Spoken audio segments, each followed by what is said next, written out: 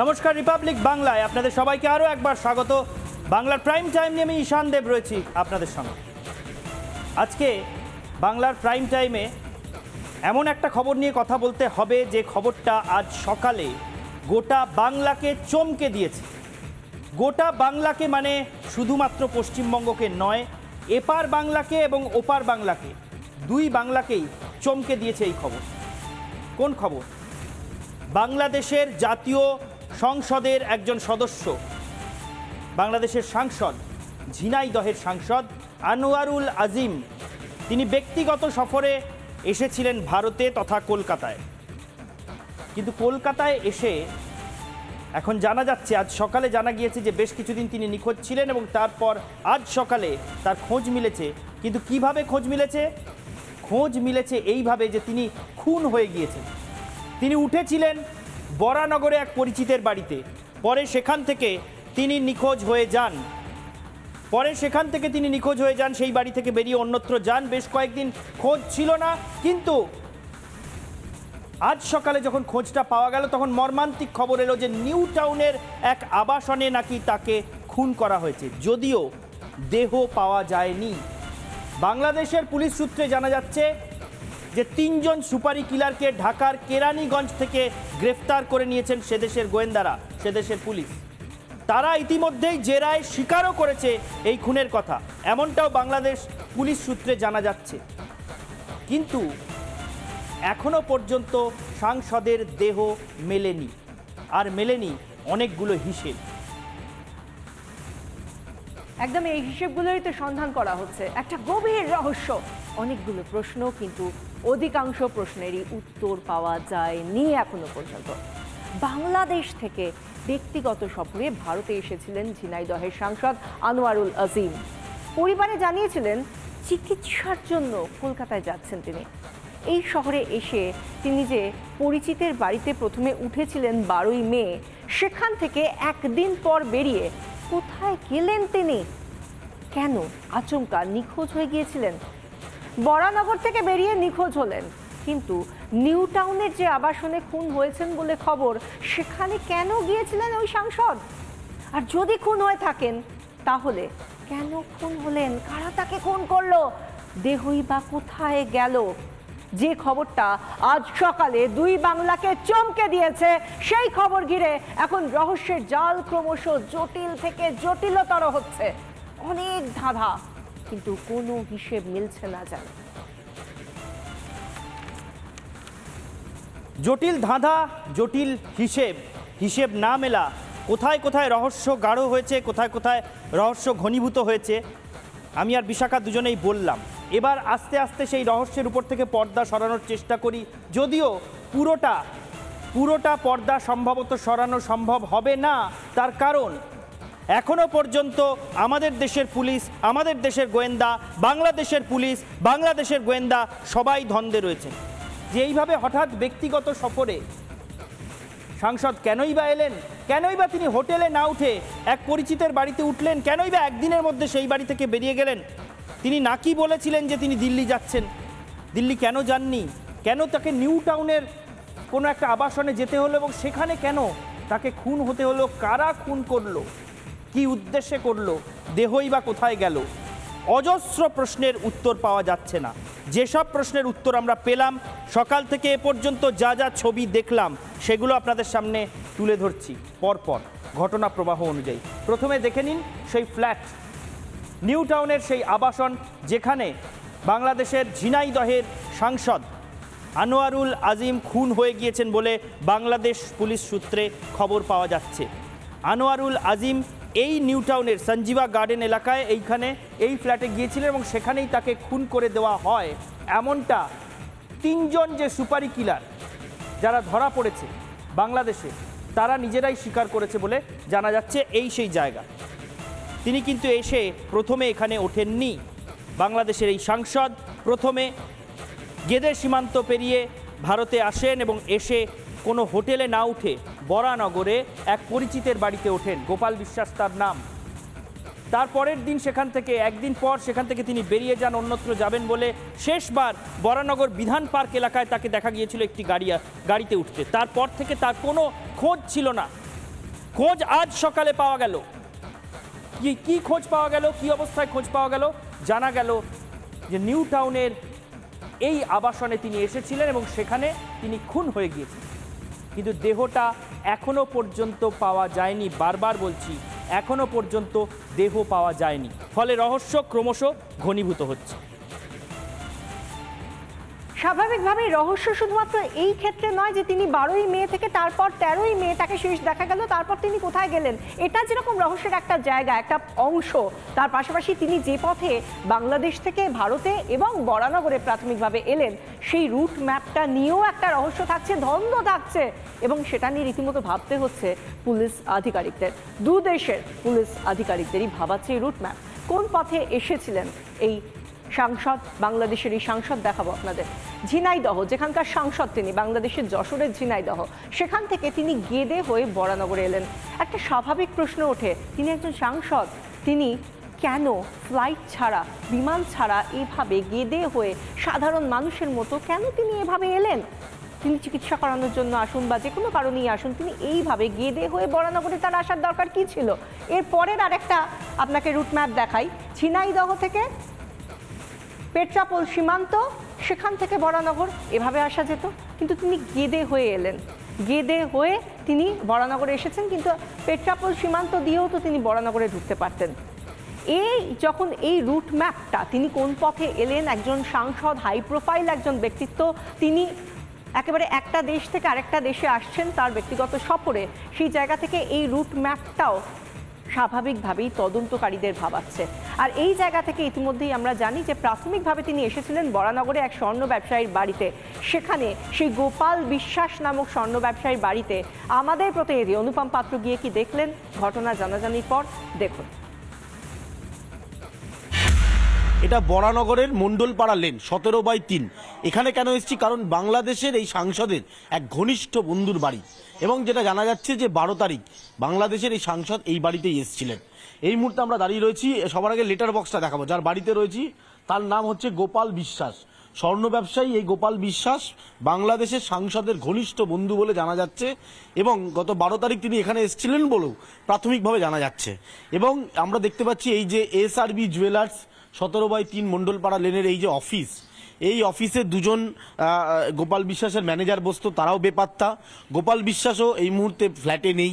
গোপাল বিশ্বাস এবং এই সাংসদ, এদের মধ্যে শেষ কি কথোপকথন হয়েছে, কেন খুন হতে হলো এই সাংসদকে, সেই প্রশ্নটাই এই মুহূর্তে তদন্তকারীদের ভাবাচ্ছে, এবং সে কারণেই গোপাল বিশ্বাসের সাথেও পুলিশ কথা বলছে। ক্যামেরায় শুভ্রাংশু ঘোষের সাথে অনুপম পাত্র, রিপাবলিক বাংলা, বরানগর। ধন্দ কাটছে না পুলিশের। এ রাজ্যের পুলিশ হোক, বাংলাদেশের পুলিশ হোক, গোয়েন্দা বিভাগ হোক, দুপ্রান্তেই, দুপার বাংলাতেই ধন্দ কিছুতেই কাটছে না। এক রাশ প্রশ্নের উত্তর মিলছে না। কোন কোন প্রশ্নের উত্তর মিলছে না এখনো পর্যন্ত একবার দেখে নেব এক ঝলকে। সবচেয়ে বড় প্রশ্নগুলো কি কি? চিকিৎসার জন্য এসেছিলেন সাংসদ আনোয়ারুল আজিম। সাংসদ আনোয়ারুল আজিম কোথায় চিকিৎসা করানোর কথা ছিল তার? কোথায় চিকিৎসা করানোর কথা ছিল? কিসের চিকিৎসা? কোথায় যাবেন, কোন হাসপাতালে জানা নেই পুলিশের। বাড়িতে বলেছেন দাঁতের চিকিৎসা করাতে তিনি কলকাতায় আসছেন, দাঁতের চিকিৎসা করাতে। কলকাতায় তার কোনো তথ্য কিন্তু পুলিশ পায়নি। অর্থাৎ তিনি যদি চিকিৎসার জন্য এসে থাকেন আর দাঁতের চিকিৎসা যদি করাতে চান, কোন ডাক্তারের অ্যাপয়েন্টমেন্ট নিয়েছিলেন, কোন হাসপাতালে অ্যাপয়েন্টমেন্ট নিয়েছিলেন, কোনো তথ্য পুলিশের কাছে নেই। চিকিৎসার জন্য এসেছিলেন সাংসদ, এমনটা জানা গিয়েছে প্রাথমিকভাবে। কিন্তু বাড়িতে, এমনকি বাড়িতেও তিনি নাকি বলে এসেছিলেন যে তিনি দাঁতের চিকিৎসা করাতে এসেছিলেন, কিন্তু কোন চিকিৎসকের অ্যাপয়েন্টমেন্ট নিয়ে এসেছিলেন আর কোন হাসপাতালে করাবেন, কোনো তথ্য এরকম পুলিশের কাছে ছিল না। এ প্রসঙ্গে তার পরিবারের লোকজন, তার মেয়ে, তিনি কিন্তু জানিয়েছেন যে তারা কি জানতেন তার বাবা কেন ভারতে এসেছিলেন। কি বলছেন নিহত সাংসদের মেয়ে, শুনবো। সারা বাংলাদেশ, সারা ওয়ার্ল্ডের সব জায়গায় আপনারা আলোড়ন সৃষ্টি করে দেন, যেন আমার বাবার হত্যার আমি বিচার পাই। কারা করেছে, কেন করেছে, এর সুষ্ঠু তদন্ত চাই, এবং আমি এর শেষ পর্যন্ত দেখতে চাই যে তারা কেন করেছে, কি জন্যই করেছে। আমি বিচার চাই, আমি বিচার চাই, আমি দেখতে চাই তারা যেন আমার সামনে, তাদেরকে ক্রসে দিয়ে, ফাঁসি দিয়ে মারা হয়েছে, আমি যেন দেখতে চাই। আজকে আমি এতিম হয়ে গেছি, আজকে আমার পড়াশোনা শেষ হয়নি। হত্যার বিচার চাই এবং আমি নিজে সচক্ষে আমি দেখতে চাই আমাকে কারা এতিম করলো, কেন করলো এভাবে। তদন্তের জট যেখানে গিয়ে আটকে যাচ্ছে সেটা হয়তো এই ঘরটা যেখানে আপনি দেখতে পাচ্ছেন একটা ডিজিটাল লক রয়েছে, অর্থাৎ সেন্সর দিয়ে আটকানো রয়েছে একটি ঘরের দরজা, সেন্সর লক করা রয়েছে। আর এখনো পর্যন্ত সিআইডি এই তদন্তের দায়িত্বভার নেওয়ার পরও এই লক খোলা যায়নি। তাহলে কি এই সমস্ত তদন্তের শেষ তালাটা খুলতে পারে এই লকেই কি আটকে রয়েছে যাবতীয় রহস্য? সেই রহস্যের জট কাটাতে এই মুহূর্তে সিআইডি আধিকারিকরা যাবতীয়ভাবে চেষ্টা চালিয়ে যাচ্ছেন এবং তার মধ্যে থেকেই উঠে আসছে এই মিসিং লিঙ্ক, যে বরানগর থেকে নিউ টাউনের এই সঞ্জীবা আবাসনে কেন এলেন, কবে এলেন এই বাংলাদেশের সাংসদ। বিশাখার সঙ্গে দেখলেন সেই রহস্যময় দরজা যেখানে ডিজিটাল লক লাগানো রয়েছে, অর্থাৎ যে আবাসনে এই সাংসদ খুন হয়ে গিয়েছেন বলে জানা যাচ্ছে প্রাথমিকভাবে, সেই আবাসনে ঢুকতে পারলেও, সেই ফ্ল্যাটে ঢুকতে পারলেও এই ফ্ল্যাটের একটি দরজা বা একটি ঘর কিন্তু এখনও অধরা, সেখানে পৌঁছতে পারেনি কেউ, কারণ ডিজিটাল লক লাগানো রয়েছে। ওই দরজা খুলতে পারলে, ওই ডিজিটাল লক খুলতে পারলে দরজার ওপারে কি আছে সেটা জানা কিন্তু খুব জরুরি। সেটা জানা গেলে হয়তো এই রহস্যের তদন্ত অন্যদিকে মোড় নিতে পারে। তবে তার আগে আমরা দেখে নেব বাংলাদেশের স্বরাষ্ট্রমন্ত্রী আসাদুজ্জামান খান এই বিষয় নিয়ে কি বলছেন, এবং বাংলাদেশের গোয়েন্দা প্রধানের বক্তব্য আমরা পেয়েছি, তারা কি বলছেন আমরা দেখব। চিকিৎসার জন্য তিনি ভারতে গিয়েছিলেন। ভারতে যাওয়ার পরে আমরা 2 দিন পরে তার আর কোনো খোঁজ খবর পাইনি। আমাদের পুলিশ এই ঘটনাটি ইন্ডিয়ান পুলিশের সঙ্গে যোগাযোগ রাখছিলেন। আমরা আজকে সুনিশ্চিত হয়েছে সকালবেলায় ভারতীয় পুলিশ জানিয়েছেন যে তিনি খুন হয়েছেন। তা আমরা ইতিমধ্যেই তাদের যে তথ্য ভারতীয় পুলিশ আমাদেরকে দিয়েছিলেন, সেই তথ্য অনুযায়ী বাংলাদেশের পুলিশ 3 জন অপরাধীকে আমাদের পুলিশ ধরেছেন। চিকিৎসার জন্য তিনি যাওয়ার পরে এই ঘটনাটি ঘটে।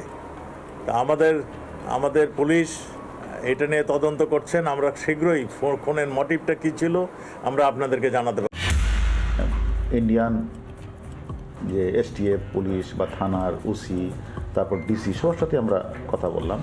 তারাও অনেক কাজ করছে এবং সর্বশেষ যে ওনার নাম্বারটা, 2টা নাম্বার ছিল, 2টা নাম্বার ছিল বাংলাদেশি নাম্বার, একটা ছিল ইন্ডিয়ান নাম্বার। তো 2টা নাম্বারই আমরা ইন্ডিয়ান পুলিশের সহযোগিতায় কিন্তু আমরা 2টা বাংলাদেশি ইন্ডিয়ান সহযোগিতা আমরা যেটা দেখলাম যে 16 তারিখ সকালে ভোরে 2টা কল দেয়। একটা কল দেয় হলো তার এপিএসের নাম্বারে, মানে ভোর মেবি 7টা বা 7:46 এরকম। আরেকটার কল দেয় হলো তার মানে ঝিনাইদহ জেলা আওয়ামী লীগের সেক্রেটারি মিন্টু ভাইয়ের কাছে। এই বাংলাদেশের স্বরাষ্ট্রমন্ত্রী আসাদুজ্জামান খান তিনি সরাসরি জানিয়ে দিয়েছেন যে খুন হয়েছেন এই সাংসদ, বাংলাদেশের এই সাংসদ, এবং সেই ঘটনা ইতিমধ্যেই তদন্ত করছে কে না সিআইডি। এবং যে পথে তদন্ত চলছে সেগুলো এক নজরে আপনাদের দেখাবো, স্টেপ বাই স্টেপ আপনাদের বোঝানোর চেষ্টা করব কোন পথে তদন্ত চলছে। উদ্ধার আবাসনের সিসিটিভি ফুটেজ যেটা দেখে স্বাভাবিকভাবেই প্রাথমিকভাবে যে বিষয়গুলো উঠে আসবে সেটার তদন্ত শুরু করেছে। আততায়ীদের সঙ্গে ঢুকছেন সাংসদ দেখা যাচ্ছে সেই সিসিটিভি ফুটেজে। এর পাশাপাশি ভারী ব্যাগ নিয়ে বেরোচ্ছে আততায়ীরা। এই ভারী ব্যাগটা কিন্তু একটা মস্ত বড় একটা টার্নিং পয়েন্ট, যে এই ব্যাগে কি রয়েছে। একটা কথা মাথায় রাখতে হবে, দেহ কিন্তু এখনো পর্যন্ত পাওয়া যায়নি এবং তার মধ্যে এই ভারী ব্যাগটা আসছে, ভারী ব্যাগে কি রয়েছে। এবং তার মধ্যে থেকে আরেকটা যে লিঙ্ক আসার কথা, যেহেতু আমরা বলছি যে দেহ এখনো আসেনি, আর সেই জায়গা থেকে একটা বিষয় ভীষণভাবে মাথাচাড়া দিয়ে উঠছে যে দেহ ছিন্ন বিচ্ছিন্ন করার আশঙ্কা করা হচ্ছে, এবং সেই আশঙ্কা করছে খোদ পুলিশ এবং তদন্তকারী আধিকারিকরা। নিউ টাউনে গাড়িতে করে আসেন সাংসদ, একটি গাড়িতে করে সাংসদ এসেছিলেন, অ্যাপ ক্যাবে করে এসেছিলেন, এবং সেই গাড়িটি আটক করা হয়েছে পুলিশের তরফ থেকে। ইতিমধ্যেই গাড়িটি আটক করা হয়েছে। উদ্ধার আবাসনের সিসিটিভি ফুটেজ, এবং এই যে আমরা বলছি যে সিআইডি ইতিমধ্যেই ঘটনার তদন্ত ভার নিয়েছে, কিভাবে এগোচ্ছেন তারা, কোন পথে এগোচ্ছে, এখনো পর্যন্ত কি কি লিড পেয়েছেন, কি জানাচ্ছেন সিআইডির আইজি, শুনুন। ব্যারাকপুর পুলিশ কমিশনারেট থেকে একটা এসআইটি হোক ওর জন্য, ওনার যে মিসিং ছিলেন, তারপরে ওই এসআইটি চেষ্টা করে ওনাকে ট্রেস করার, আর ওর পরে 20 তারিখে আমরা through Mie ministry of external affairs একটা রিকুইজিশন পাই সেই কেসটাকে দেখার জন্য এখানে ওয়েস্ট বেঙ্গল গভর্নমেন্ট। তারপরে থেকে আমরা 22 তারিখে একটা ইনপুট পাই কি হয়তো ওনার মার্ডার করে দেওয়া হয়েছে। তারপরে আমাদের পুলিশ এই ফ্ল্যাটটা লোকেট করেছে যেখানে উনি লাস্ট ভিজিবল ছিলেন, দেখা হয়েছিলেন। আর তারপরে থেকে কেস আমরা রেজিস্টার করছি আর কেসের তদন্ত সিআইডি নিচ্ছে। সিআইডি এখনও পর্যন্ত বডি রিকভার হয়নি, আমরা কেসের তদন্ত স্টার্ট করেছি। আমাদের গোয়েন্দা বিভাগ কিভাবে তদন্ত করছে সেটা আমাদের গোয়েন্দা বিভাগের কর্তার মুখ থেকেই আপনারা শুনে নিলেন। কিন্তু এই তদন্ত করতে গিয়ে আমাদের পুলিশ এবং আমাদের গোয়েন্দাদের হাতে নতুন তথ্য এসেছে। কি সেই তথ্য? বরানগর থেকে গাড়িতে ওঠেন নিউ টাউনে আসার জন্য ওই সাংসদ আনোয়ারুল আজিম। সেই গাড়ি নিউ টাউনে আসার পথে সেই গাড়িতে আরও দুজন ওঠেন, যাদের মধ্যে একজন মহিলা। তারা কারা? বরানগর থেকে নিউ টাউনে আসার পথে সাংসদের গাড়িতে যে দুজন উঠেছিলেন বলে পুলিশ তথ্য পেয়েছে, সেই দুজনের মধ্যে একজন মহিলা। এই দুজন কারা এখনো কিন্তু স্পষ্ট নয়, পুলিশ খোঁজ করছে। দেখুন আমাদের সেই প্রতিবেদন। বাংলাদেশের সাংসদ কলকাতায় খুনের ঘটনায় বেশ কিছু তথ্য ইতিমধ্যেই তদন্তকারী আধিকারিকরা সংগ্রহ করেছে, যার মধ্যে অন্যতম হচ্ছে সাংসদ 12 তারিখ থেকে যে গাড়ি ব্যবহার করছিলেন কলকাতায়, সেই গাড়ি ইতিমধ্যেই রাজারহাট নিউ টাউন থানায় আনা হয়েছে। কোথাও কোনো ক্লু আছে কিনা সেটাই কার্যত খতিয়ে দেখছে এই মুহূর্তে তদন্তকারী আধিকারিকরা। গাড়ির নাম্বারটা একটু দেখাবো, WB18AA5473 সুইফট। এই গাড়ি ভাড়া নেওয়া হয়েছিল বলে পুলিশ সূত্রে দাবি। এই গাড়ি ভাড়া নিয়েছিলেন কে সেটাই কিন্তু এই মুহূর্তে তদন্তকারী আধিকারিকরা দফায় দফায় গাড়ির মালিককে জিজ্ঞাসাবাদ শুরু করেছে। যে অ্যাপার্টমেন্টের মধ্যে তিনি খুন হয়েছেন তার দেহ পাওয়া গেছে, সেই অ্যাপার্টমেন্টের একাধিক সিসিটিভিতে দেখা গেছে এই গাড়ি বারবার বেরোচ্ছে এবং বারবার ঢুকছে। আমরা দেখতে পাচ্ছি এই অংশটাতে মার্ক করা রয়েছে, ফরেন্সিক এটাকে মার্ক করেছে। এর পাশাপাশি গাড়ির বিভিন্ন যে 4টে ডোর রয়েছে, তার 4টে দরজা, সেই সমস্ত দরজায় কোনো ফিঙ্গারপ্রিন্ট পাওয়া যায় কিনা সেটাই তদন্তকারী আধিকারিকরা বারবার দেখেছে। এই সমস্ত জায়গা থেকে বেশ কিছু নমুনা তদন্তকারী আধিকারিকরা এইখান থেকে সংগ্রহ করেছে। এই গাড়িতে একাধিক ব্যক্তি ওঠার খবর পুলিশ সূত্রে রয়েছে। একজন মহিলারও কথা শোনা যাচ্ছে যিনি এই গাড়িতে উঠেছিলেন। আততায়ী বা যারা খুনি তারা এই গাড়িটাকে ব্যবহার করেছিল কিনা সেটাও কার্যত নিশ্চিত হতে চাইছে তদন্তকারী আধিকারিকরা। সেই কারণে গাড়ি নিউ টাউন থানা এনে ফরেন্সিক টিম তারা এখান থেকে নমুনা সংগ্রহ করেছে। ক্যামেরায় শুভ্রাংশু ঘোষের সাথে অনুপম পাত্র, রিপাবলিক বাংলা, নিউ টাউন। অনেকগুলো মিসিং লিংক রয়েছে ঈশান, অনেকগুলোর উত্তর খোঁজার চেষ্টা করছেন তদন্তকারীরা। এবং সেই জায়গা থেকে কেন পেট্রাপোল নয়, কেন গেদে দিয়ে এলেন, কেন স্বর্ণ ব্যবসায়ীর বাড়িতে, কেন কোনো হোটেলে নয়, এই সমস্ত নিউ টাউনই বা কোথা থেকে আসছে, এই কোনো কিছুর উত্তরই কিন্তু এখনো পর্যন্ত পাওয়া যাচ্ছে না। এই সমস্ত প্রশ্নের উত্তর খোঁজার চেষ্টা করছে দু দেশের পুলিশ এবং দুই দেশের গোয়েন্দা বাহিনী। সেই উত্তর কি উত্তর আসে সেদিকে আমাদেরও নজর থাকবে। আজকের মতো বাংলার প্রাইম টাইম শেষ করছি এখানেই। দেখতে থাকুন রিপাবলিক বাংলা।